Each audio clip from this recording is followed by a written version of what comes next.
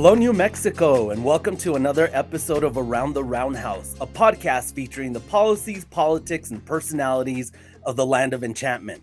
I'm your host, Daniel Chacón. Our guest this week is State Senator Harold Pope, an Albuquerque Democrat who is seeking the Democratic nomination for Lieutenant Governor in the June 2nd primary election. In addition to being one of the best-dressed lawmakers at the Roundhouse, Senator Pope is a trailblazer who became New Mexico's first Black state senator when he was elected in 2020. A retired Air Force officer, Senator Pope is currently serving his second term in the New Mexico Senate, where he is known for his calm demeanor and thoughtful and measured approach to legislating. But Senator Pope is no pushover. He often stands up for democratic values and is known to challenge his Republican colleagues in no uncertain terms. Senator, thank you for being with us here today. Thank you for having me. Thanks for this opportunity. Senator, before we get into your biography and background, which is very, very interesting, so I know our viewers and listeners want to learn more about you, but let's discuss recent polling in the race, which found that your opponent, Secretary of State Maggie Toulouse Oliver, has a sizable lead, 54% to your 10%, with 36% of those surveyed saying they're still undecided. With early voting already underway, are you discouraged? I wouldn't say I'm discouraged, a little disappointing when you see something like that.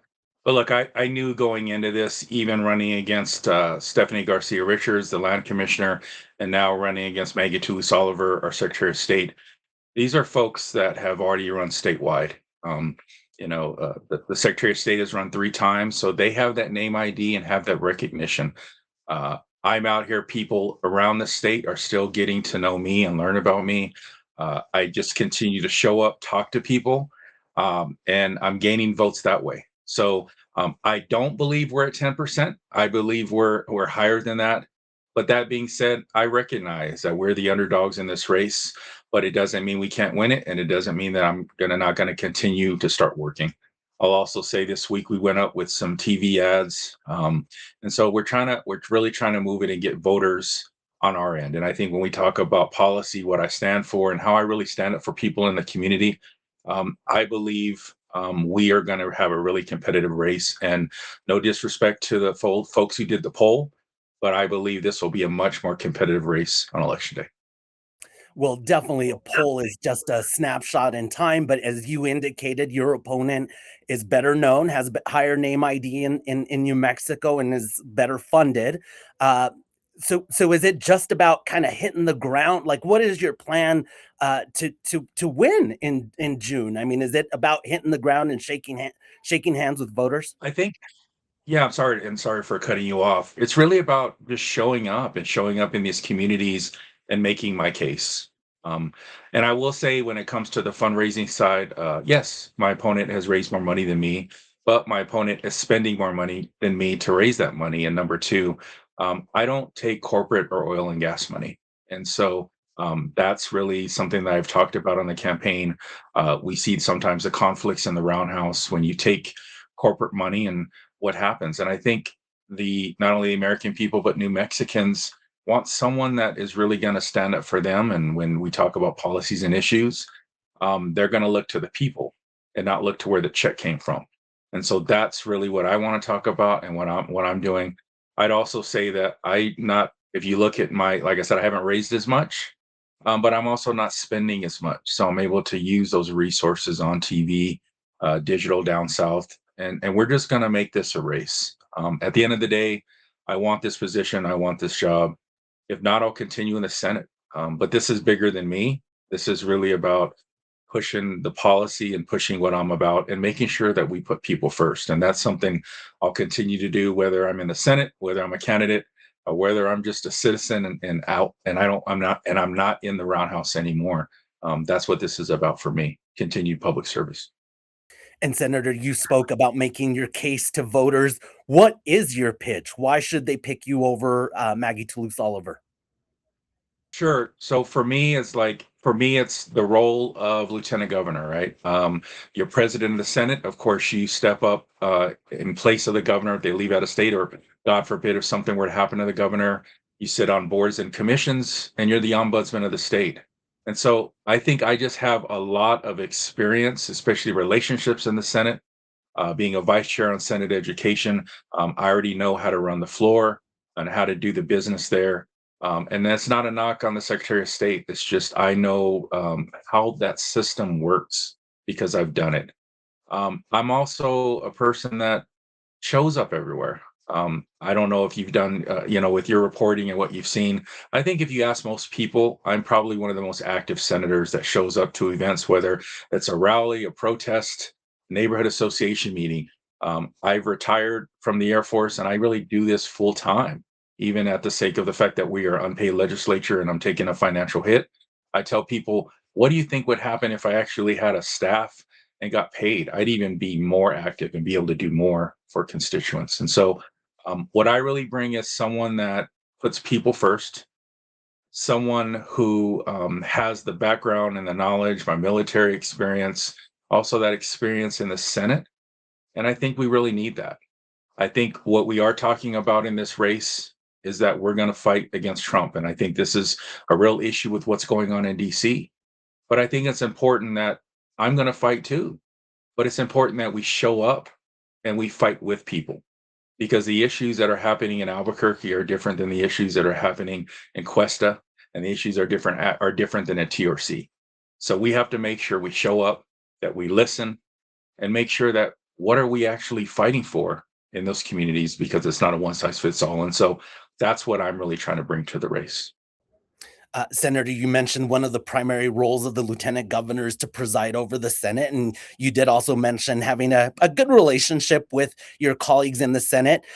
But at the same time, Republicans have targeted you in not always a very flattering way on social media. So, how do you maneuver through that type of an environment where there is some existing political strife, especially because we've seen Lieutenant Governor Howie Morales be really preside over the chamber in a very civil manner. Yeah, I will still be civil, but I think the difference is we can be professional, but still hold people accountable. Mhm. And so, yeah, thanks for mentioning that. My colleagues on the right, they love to endorse me all the time with their postings and their social media and memes and comments, and I love it because it's like an endorsement, right? And so I tell people on the campaign trail that I live rent free in their heads and I enjoy it, but I might have to start charging them for using my name all the time. I've even seen clips of them on the campaign trail bringing my name up. I don't get it. It's strange. But that being said, look, I've served in the military for over 20 years. We all have had different political viewpoints, ideologies, but I still go off that same mantra when I served, and that's what is the mission and how do we work together to get that done. And so that's how I treat politics. Is it a good bill that helps a community, helps people? I'm not going to vote against it because it's someone I don't like on the Senate floor or what they do. And that also means I'm not going to be petty or childish or not recognize someone on the floor as the president of the Senate. It's about being professional. At the same time, I'm not going to tolerate people that are not following decorum or being unprofessional or being disrespectful to others. So that's how I would run the Senate floor. Okay, Senator, on the Republican side, we've seen some cross endorsements between candidates for governor and lieutenant governor. Would you prefer to run with Deb Haaland or Sam Bregman at the top of the ticket? So I'm not going to endorse or support either candidate, but I will say that I've been friends with Secretary Holland for years. She did my kickoff in my Senate race in 2020. We've been great friends. Gotten to know Sam Bregman a little bit. There's some difference in policies, right? And so what I will say is either candidate, I think I'm a strong person that not only helps the ticket, but brings some experience to help them in that job because neither of them have served in the legislature. And so at this time, and probably I'm not going to probably do. I'll be honest with you. I'll tell you now. I'm not going to endorse anyone because I think it's great in our state that we actually let the citizens make a vote and decide who they want to work together. And I don't want to put my thumb on the scale and do that. I'm dealing with that in my race already with my opponent and folks jumping in. And I just wanted us to run our race, but it is what it is. And I will compete and make my case, but I'm not going to do that. I'll let the voters decide. And whoever it is, I'll work with. And if it's someone that my views and our values and our policies are the same, we're going to benefit from that. And I'm going to be someone that's going to really be able to help and push that. If they aren't, I'm going to be that voice on the fourth floor. And this is what I tell voters as well. I want to be a person on the fourth floor that says, hey, I don't think we should be going this way, or I don't think this policy is right. We need to be listening to people. This isn't the direction that we're going. Senator, you may have read my mind, because one of the questions that I was going to ask you is that in New Mexico, we've seen that the lieutenant governor is often in the shadow of the governor. Would you be different? Would you take on a more prominent role as lieutenant governor? I think I definitely would. And that's not a knock on prior lieutenant governors. Look, at the end of the day, governors make the final decision and decide what's going to happen. But I think we have a voice. And we should be out there. I'm an statewide elected official as well, and so I want to work to support the administration that I'm working for and to make us successful. But more importantly, I want to work for an administration that really is successful in helping our communities and people, and that's really what my North Star will be. And so if that means that maybe I have to get out there a little more, and look, I'm being honest with you, I've told Sam and Deb this, that I'm going to be a little more active than probably some of the other lieutenant governors, because I see this office as differently. And I think this office is that you can make it whatever you want it to be in a way. And so I want to be out there talking to people and bringing that voice back to the Roundhouse on the fourth floor. Senator, you mentioned some of the roles and responsibilities of the lieutenant governor. Would you pursue any major policy initiatives if you win election as lieutenant governor? Yeah, I would want to work with our next governor and see what they would allow me to lean on or pursue. I think it's a lot of the issues that I think most voters are concerned with. I'm now serving on the Senate Healthcare and Health and Public Affairs Committee. I would want to see what we can do more on healthcare, increasing access to healthcare. I'd also want to work more on how we fix CYFD, reorg, break it up, divide the roles. I mean, whatever, but we have to do something for the sake of our kids. And serving as vice chair of Senate Education, and I'm actually right now working on a doctorate in education at Vanderbilt. I would also want to see ways to improve education as well. So I think those are three areas where I would definitely like to lead on. Senator, how would you describe yourself politically? Are you a progressive Democrat, or are you more moderate than perhaps some folks might think? So I think that's a tough thing. And I'm not saying this to weasel from the answer, because I'm going to answer the question. I consider myself a progressive, but I say that because some folks may consider me not a progressive because I'm a retired military officer, right? And so, are you really progressive? But I disagree with that. But I would definitely say that I'm a progressive. That being said, I think folks on the other side of the aisle have really tried to tarnish the image, just like they did folks being called liberals, right? They take the name, and just like woke, we're just going to co-opt it and give our definition.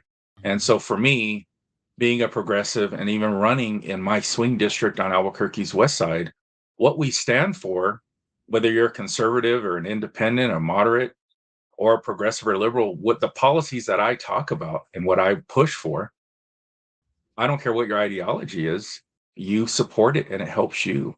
And so that's what I run on. And so I don't necessarily put the label on it because of what I just told you. Some people would consider me not being a progressive because I'm a retired military guy.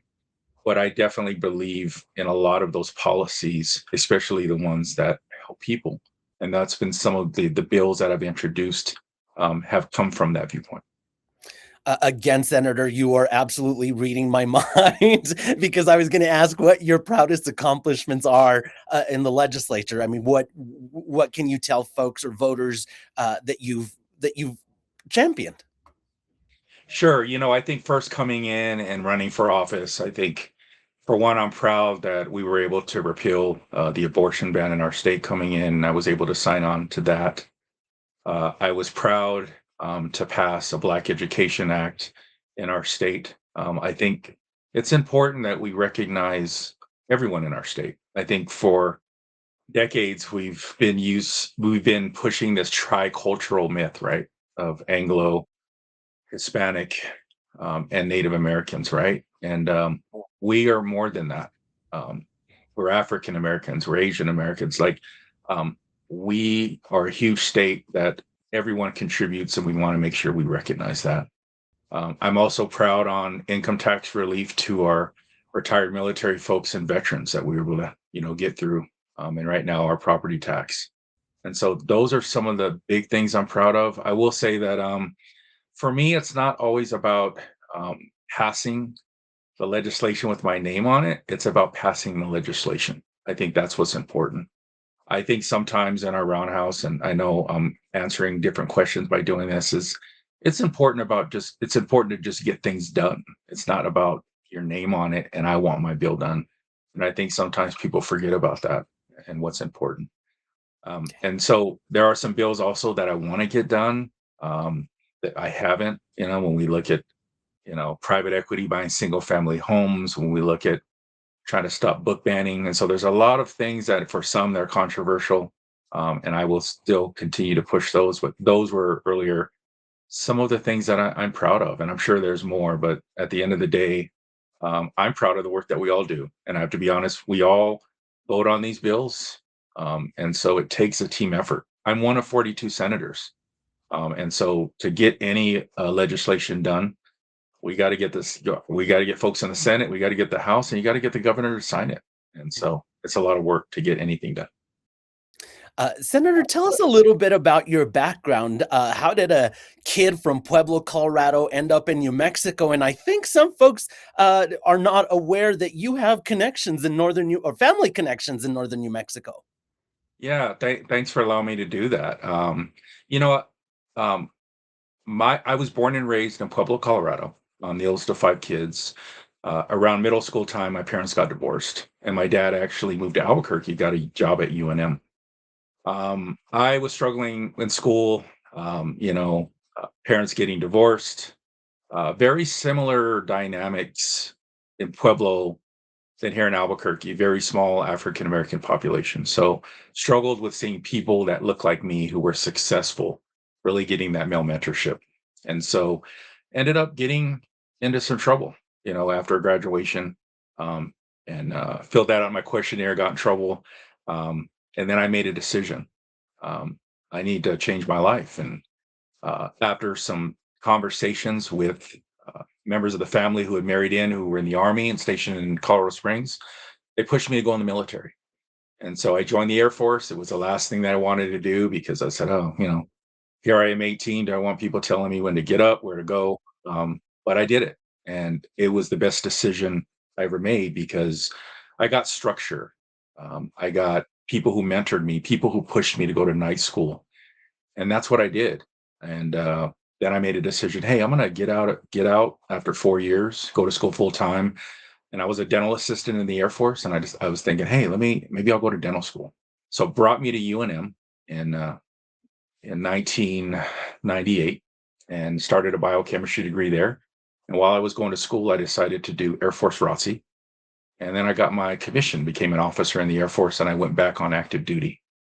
Got stationed in California, Florida. Then I was able to come back to Kirtland in 2010. Did a year assignment in the Middle East. And then I came back in 2014 and retired in 2018 from the Air Force. And then that's what led me, did a little stint working for Mayor Keller, city of Albuquerque. And then I decided to run for state Senate in 2020. That being said, I'm not born and raised in New Mexico, but I've chosen this place to be my home. It was the plan once I wanted to come back here and get stationed and come back here and retire while I took that assignment in the Middle East. But I have roots here on my grandmother's side. We've chatted about a little bit before. I am the first Black state senator, but my mother is half Black and half Hispanic. Her roots, my grandmother, they are from Rosiata, they are from Las Vegas and around Mora, and so it's really been nice campaigning and going up north and having some of these conversations and talking about that and seeing some of the lands that some of my family was born and raised. So it's been great to do that. And so thank you again for this opportunity to kind of tell that story, because that's a story that really hasn't been told a lot. And so, I am the first Black state senator, but in our communities of people, we have a very diverse backgrounds. We're not all Anglo, we're not all Latino, we're not all Black. We have a very diverse culture in our backgrounds, and it's important that we recognize the whole and who we are and where we're at. I'll also say that it's nice going up north, because where I was at in Pueblo, when I go to communities like Alamosa and Walsenburg, it reminds me of like going to like Mora and Wagon Mound and very similar communities where it's just the reality of, right, it was just a state border. Here's Colorado, New Mexico, right? But the culture there, and I talk to them, and they all know about Pueblo and everything. And I joke with people, I say, I like coming up here because then I don't have to hear about Pueblo green chili being the worst thing in the world. But I don't hear that as much when I go up north, so it's nice. Well, Senator, I'm going to have to think of you as a fellow norteño from now on. So thank you Yeah, for sharing that story with us. yeah. You also mentioned some of your educational background, and you mentioned that you are pursuing a doctor of education right now. How are you balancing everything from being, as you indicated, almost being a senator is a full-time job? You're campaigning, you're going to school. Do you sleep at night? So I sleep, but I don't have the freedom and the me time anymore, to be honest. So, I really try to continue to be a senator. This is our job, and I'm committed to this. Even though we're unpaid, right? I Before this call, I was over at CNM Ingenuity, going over those programs, understanding what we can do more as a state to support folks going into the workforce and these programs. But I'm able to do it. What I have had to sacrifice is my personal life, to be honest with you. I'm a senator, running for lieutenant governor, and working on an EdD at Vanderbilt University. And I did that because being vice chair Senate Education and being more of a STEM Air Force guy and project management, I felt it was important for me to learn more about education policy and how I can do more in the state. But I've lost the personal time. I don't get to watch as much Netflix and movies and streaming. I don't get to play my Xbox or PS5, and those are some of the fun things I like to do. And I'm also don't read a lot, like for pleasure, because I'm reading so many other things, whether it be policy or newspapers or stuff for school. So the personal stuff has went away, and also the gym time. So my suits are fitting a little tighter. So I'll admit that. Well, that's me every 30-day or 60-day session. I Yeah. put on a little bit of weight because Yeah. we're Yeah. Everything they bring in there, right? There's always food everywhere, but it's always carbs, right? It's like it's candies and breads, and yeah, yeah. They get us. well, Senator, I learned something new about you that I didn't realize that you played Xbox and PS5. Yeah. Is that Yeah. kind of a stress reliever? It is. It is. I mean, except I get whooped on Call of Duty online by these young kids that have their PCs and do whatever. But I do well better on. I like Madden football and stuff, so I'm a lot better there online. So. Okay. Well, Senator, it's been really fun to chat with you today. Am I missing to ask you anything that you'd like to add about the primary race for lieutenant governor? Sure. I just want to tell everybody about this race, that this race isn't about me. It's really about the people and how we move forward in our state. That's why I've refused to take oil and gas money or corporate funding or corporate PAC money in this race. That makes it tough. You got to raise money to get on TV. You got to do these things, but we're still making do and running the race the right way. because I believe that it's important that when we go up there, we are people centered and we listen to what people want, not where the checks came from, and that there's not any undue pressure when that happens. A little frustrated that my opponent is not running the same campaign, and voters will decide what they want. But I just think we need to run different campaigns, and whether it's here locally, and we see in Washington, I think people are tired of the money in politics and the influence. And so I'll continue to show up whether I'm in the Senate or I'm honored to be your next lieutenant governor. At the end of the day, I'll always be people centered and I'll always show up.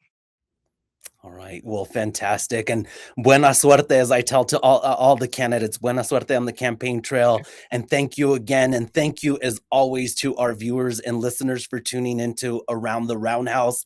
Join us every week as we talk to newsmakers in the political realm by subscribing to our podcast through Spotify, Apple, YouTube Music, or wherever you get your podcasts.